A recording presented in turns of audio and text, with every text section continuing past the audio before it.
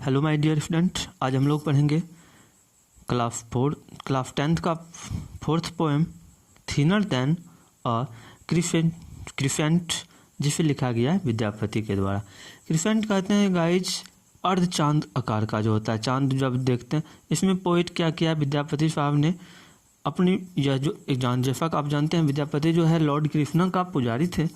तो राधा के बारे में आपने सुना होगा, राधा का जो लव जो था कृष्ण के प्रति, जब दोनों वियोग होता है दोनों में, तो किस तरह से राधा की शरीर जो है वह दिन प्रतिदिन जिस तरह से चांद जो है पूर्णिमा के बाद धीरे धीरे वह कमता चला जाता है, जस्ट उसी तरह से उसका कंपैरिजन किया गया है राधा के शरीर का कि वह भी वियोग में वैसे ही पतली होते चली जाती है।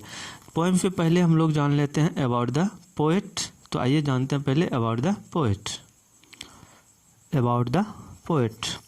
Vidyapati was a Maithili poet and Sanskrit writer. तो यह एक मैथिली पोएट थे, क्योंकि इनका जन्म जो है वह बिहार का था, तो जो कि बिहार का प्रसिद्ध भाषा मैथिली है, उनमें यह ज़्यादातर पोइटिंग का कार्य क्या करते थे, और इनका जो राइटिंग स्किल लैंग्वेज था वो संस्कृत का था।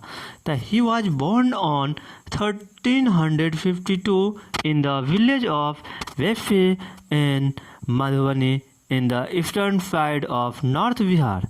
तो इसका ईस्ट नॉर्थ साइड बिहार का जो मधुबनी जिला है, उस जिले में इनका विसाफी गांव नामक गांव में इनका जन्म हुआ था। कब? 1352। दोस्तों किसी बुक में आपको बर्थडे जो है इनका थोड़ा सा डिफर मिल जाता है, तो लेकिन जो जहाँ तक सही की बात है वह 1352 ही है। तो आइए, कहता है he is also known as sobriquet, Maithili Kavi Kokil. तो यह मैथिली कवि कोकिल के रूप से भी नाम से भी जाने जाते हैं। ही वॉज डेड ऑन 1444 इन समस्तीपुर बिहार। इनका मृत्यु जो होता है वो समस्तीपुर में, जो कि बिहार का एक ज़िला है, वहाँ पर 1448 ईस्वी में हो जाता है। आइए, इनके द्वारा बहुत सारे बुक ऐसे तो लिखा गया है, लेकिन कुछ प्रमुख जो कि आपको बार बार पूछा चला जाता है, तय प्रूफ परीक्षा, गो रक्षा विजया, गंगा वाक्यावली, भू परिक्रमा, विवाह गो स्वरा etc। आइए इसका वर्ड देख लेते हैं, थोड़ा सा ही वर्ड है पोएम से रिलेटेड। तय कर, काट कर कुछ बना दिया जाता है, जो समथिंग लाइक नाइफ से कुछ कट करके बनाया जाता है। ब्रूड, लगातार सोचते रहना। बेनिश, निकाल देना, कहीं किसी जगह से निकाल देना, बेनिस्ट कर देना। किस, हालात। फिश, रोकना। क्रिसेंट मतलब अर्ध चांद आकार का, जो चांद का टुकड़ा सा हो जाता है। आइए अब हम लोग पढ़ेंगे पोएम। तो देखते हैं पोएम। फर्स्ट लाइन है, ता राधा के बारे में पोएम में लिखा गया है, जैसा कि आपको बताया गया था। The her tears curved a river and she broods on its bank hurt and confused. अब पोइट क्या कह रहा है कि राधा की जो टीयर्स है, जो आंसू जो है, वह कर्व्ड कर गया, बदल गया किस में? और रिवर, एक रिवर में इतनी आंसू राधा ने बहाई वियोग में, कृष्ण के वियोग में इतनी राधा आंसू बहा रही है कि उसकी आंसू जो है वह एक नदी में तब्दील हो गया, नदी में बदल गया। And breeds on its bank, और वह उसके किनारे बैठ करके लगातार सोचते रहती है, सोच रही है। कब? कहाँ? जो उसके द्वारा, आंसू के द्वारा जो नदी बना, उस नदी के किनारे वह बैठ करके सोचते रहती है हमेशा। हर्ट एंड कन्फ्यूज, आघात रूपी, ऐसा लगता है उसे बहुत ही गहरा सदमा पहुंचा हुआ, बिल्कुल ही कन्फ्यूज रहती है, और बिना कुछ किए वह शांत सोचते रहती है नदी किनारे बैठ करके। तब यहाँ कंपैरिजन किया गया है कि उसकी आंसू दिन प्रतिदिन इतनी गहरा होता जा रहा है, उसका दुख जो है वह बहुत ही बढ़ता चला जा रहा है, जिस वजह से वह बिना कुछ काम धाम कुछ नहीं कर सकती है, और वह बैठे रहती है सिर्फ और सिर्फ कृष्ण के बारे में सोचते रहती है। आगे कहता है, you ask her one thing, she speak of another, her friends believe that joy may come again, at times they vanish hope and give to फिफ। केफ कहता है क्या, अगर उसको कुछ पूछा जाता है, जैसा कि आप जानते होंगे जो कहीं खोया खोया सा रहता है तो उसे आप कुछ पूछोगे तो वो सुनता तो है नहीं सही से, इसलिए वो उसका रिप्लाई जो होता है वो डिफर हो जाता है। इसलिए कहता है कि उसे अगर you ask her one thing, अगर तुम उसे कुछ पूछोगे तो फिक्स ऑफ अनदर, तो उसका रिप्लाई जो होता है जो तुम पूछोगे वो ना दे करके वह कुछ और ही रिप्लाई दे देती है।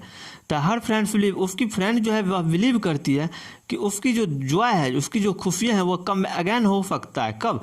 Eight times they vanish hope and फेफ टू केफ। उस केफ को जब मानसिक स्थिति में अगर वह है, उस मानसिक स्थिति का अगर निराकरण किया जाए, उसे रोका जाए, तो शायद वह उसकी जो खुशियाँ हैं वह फिर से उसे रिटर्न मिल सकता है। उसकी हालात को अगर कंट्रोल किया जाए तो उसकी हालात को कंट्रोल करने का एक ही तरीका है कि उसे फिर से कृष्ण का प्यार जो है वो मिल जाए। दोस्तों, जब एक लवर और बिलवेड जो होता है वह एक दूसरे से जब बिछड़ता है तो इतनी तकलीफ़ महसूस होता है कि वही तकलीफ़ आज जो तकलीफ़ की राधा और कृष्ण की प्रेम के वियुक्त में राधा को इतनी सारी तकलीफ़ होता है। अब यह चूँकि चिंता कर रहा है, आपको एक कहावत याद आया होगा, चिंता से चतुराई घटे, दुख से घटे शरीर, पाप से लक्ष्मी घटे, कह गए दास कबीर। ये कबीर का एक फेमस भी लोकोक्ति है, चुटकुला, कि चिंता करने से चतुराई घट जाती है। अगर आपकी चतुराई घट जाती है तो चिंता ही तो दुख का कारण है। कहता है चिंता से चतुराई घटे तो दुख तो आएगा, दुख घटे, दुख से घटे शरीर। और अगर आप दुख ही हो जाते हैं, सोचते रहते हैं, सोचते सोचते दुखी हो जाते हैं, तो निश्चित रूप से आपका शरीर भी घटना शुरू हो जाता है। और जब पाप करने लगेगा, फिर अगर जो पाप का काम करता है, पाप करने से उसकी धन संपत्तियां जो है, लक्ष्मी जो है वो भी घटने लग जाती है। अब लास्ट पैराग्राफ कहता है, O Madhava, I have run to call you, Radha each day grows thinner than the crescent in the sky. अब उसकी फ्रेंड जो है वह, उसकी फ्रेंड माधव के पास जाता है, दैट मीन्स माधव कृष्ण के पास जाता है दौड़ते दौड़ते, और भागे भागे वह कहती है कि हे माधव, राधा जो है वह दिन प्रतिदिन प्रत्येक दिन उतना ही कम पतली होती जा रही है, थिनर होती रही है, मतलब पतली होती जा रही है, दुबली होती जा रही है। Thinner than the crescent in the sky, जिस तरह से स्काई आकाश में चांद जो है पूर्णमासी के बाद वह धीरे धीरे कमता चला जाता है कितनी फास्टली, उसी प्रकार से उसकी राधा जो है वह आपके वियोग में वह बिल्कुल ही बिना खाए पिए वह पतली होते जा रही है, उसकी शरीर जो है वह घटता जा रहा है, वह कमज़ोर होती जा रही है। इसलिए यहाँ भी दोस्तों दोस्ती काम आया, इसलिए friendship is better than love.